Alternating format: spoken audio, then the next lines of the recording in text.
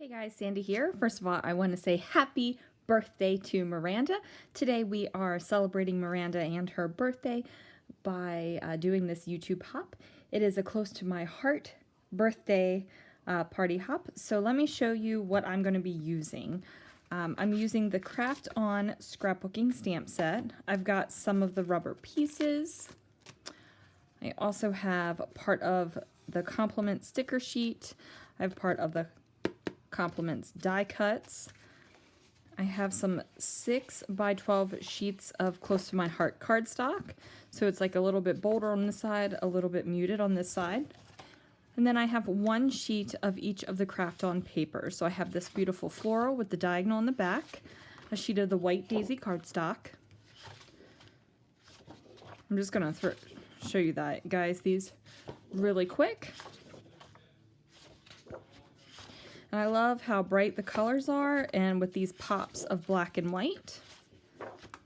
Here is the black cardstock. Oh, and 1 more sheet of white daisy. So let's see what I can do. I decided that I really liked the colorful images in this kit, and I thought that the black would just make it pop even more so.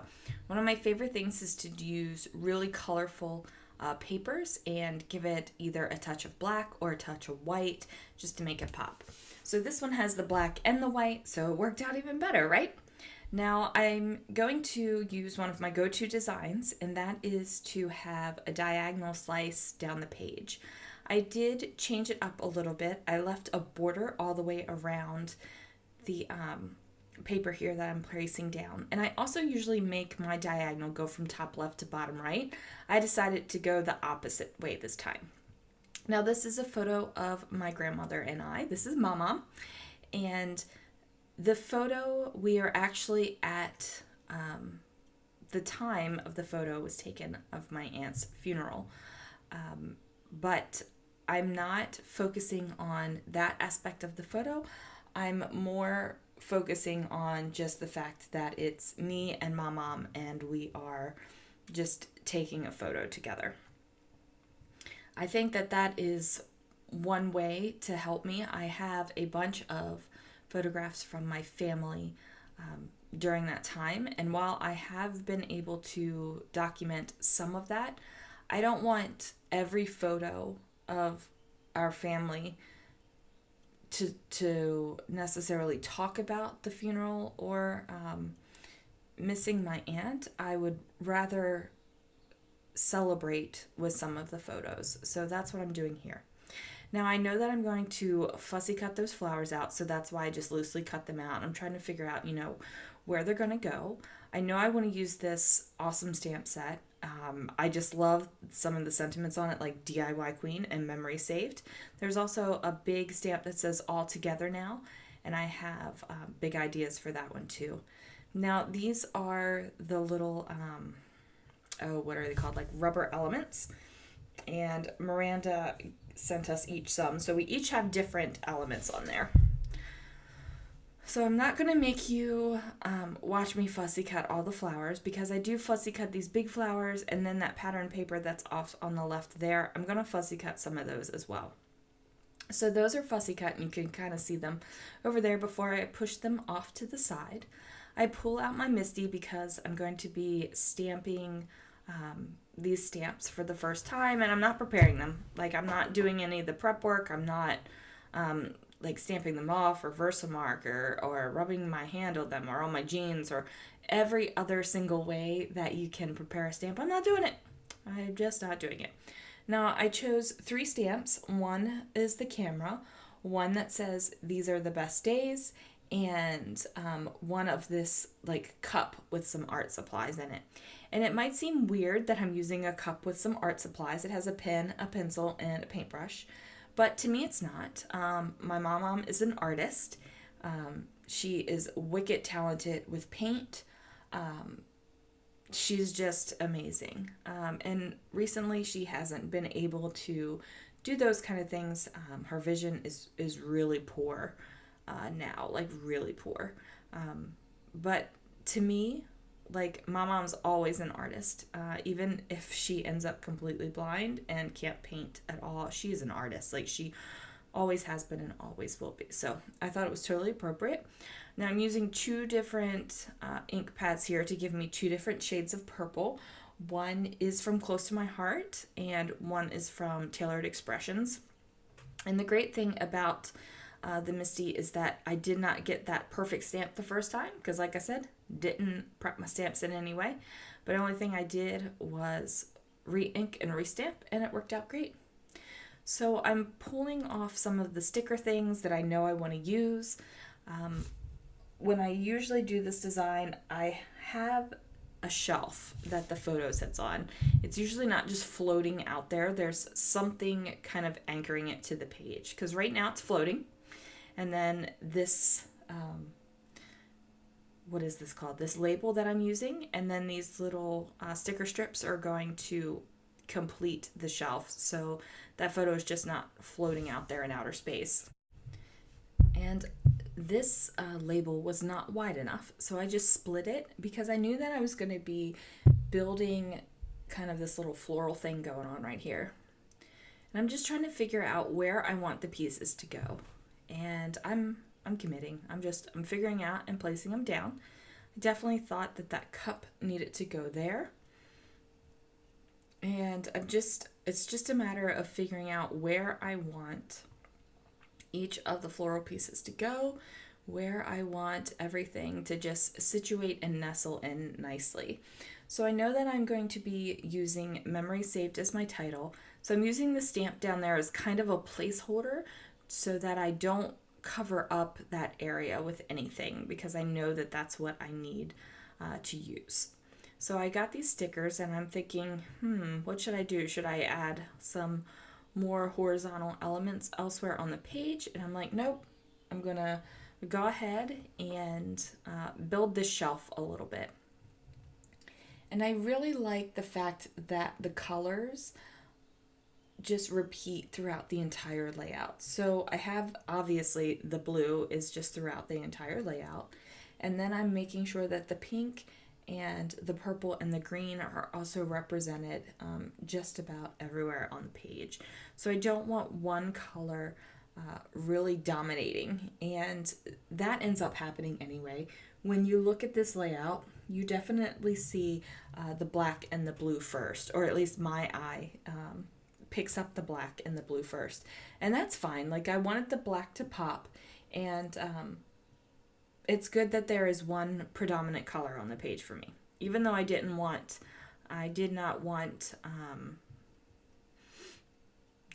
that.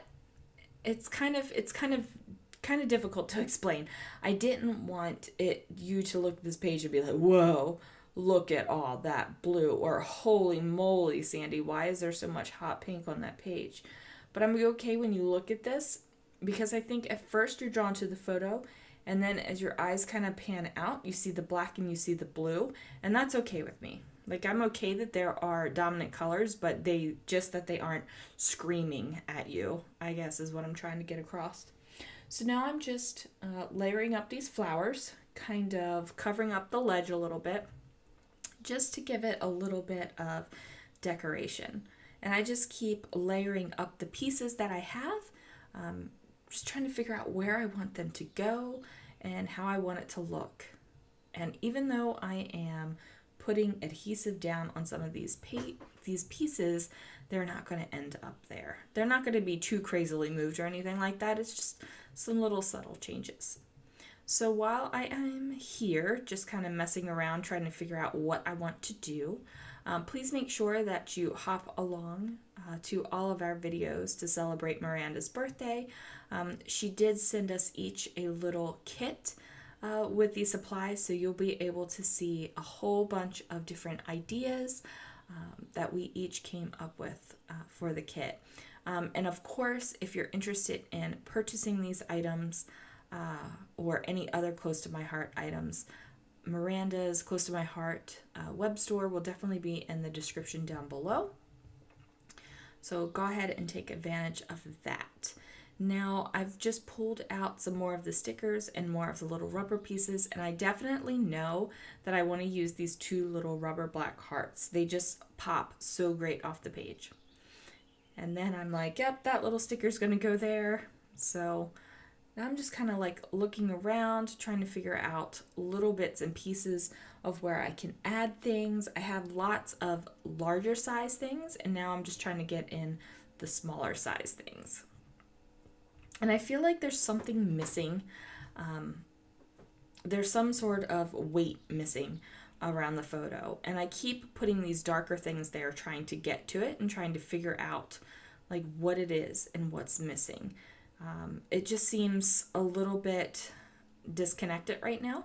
So I do go to these die cuts, and I think I figure out exactly what I need to do, and I'm happy with it. I like the fact that this kind of like leaf frond is in black, so it brings more black from this left hand side of the page to the right, so it gives it a little bit more of a balance.